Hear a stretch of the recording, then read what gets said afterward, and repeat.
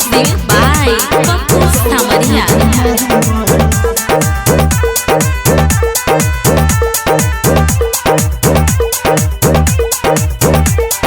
संत जी के जुलूस में ठुमका लगावा, संत जी के जुलूस में ठुमका लगावा। भैया भौजी चाचा चाची सबके नचावा, भैया भौजी चाचा चाची सबके नचावा। चलो सखी जुलूस में ठुमका लगावा, संत जी के जुलूस में सबके झुमावा।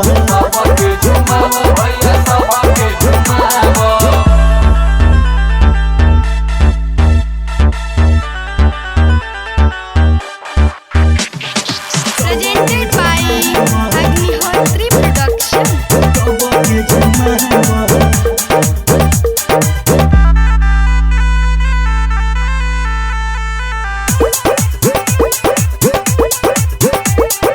सहजल बगजबे नजारा हो, जाता रे बहुजन सारा हो। बाबा के मूर्ति तो चमके आज, लागेला सबका से प्यारा हो, लागेला सबका से प्यारा हो।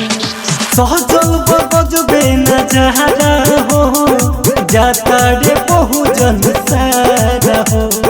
बाबा के मूर्ति तो चमके आज, लागेला सबका से प्यारा हो, लागेला सबका से प्यारा हो।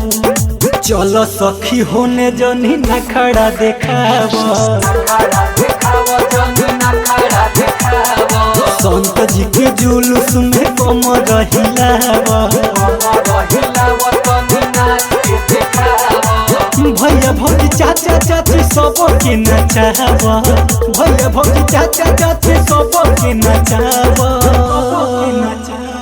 चलो सखी जुलूस में ठुमका लगावा, संत जी के जुलूस में सबके झुमावा।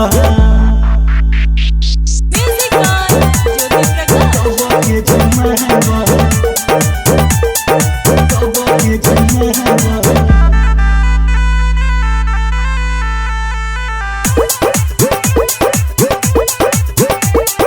बाबा के मूर्ति के आगे आज फीका भइल बाटे चांद हो।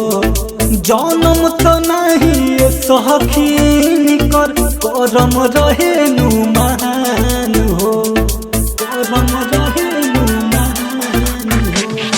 बाबा के मूर्ति के आगे आज फीका भइल बाटे चांद हो। जनम तो नहीं सखी कर, करम रहे नु महान हो, करम रहे नु महान हो। दीपक सोनू के जाके तू बुलावा, चलो सखी जुलूस में कमर हिलावा। भैया भौजी चाची आज सबके नचावा, भैया भौजी चाची आज सबके नचावा। चलो सखी जुलूस में ठुमका लगावा,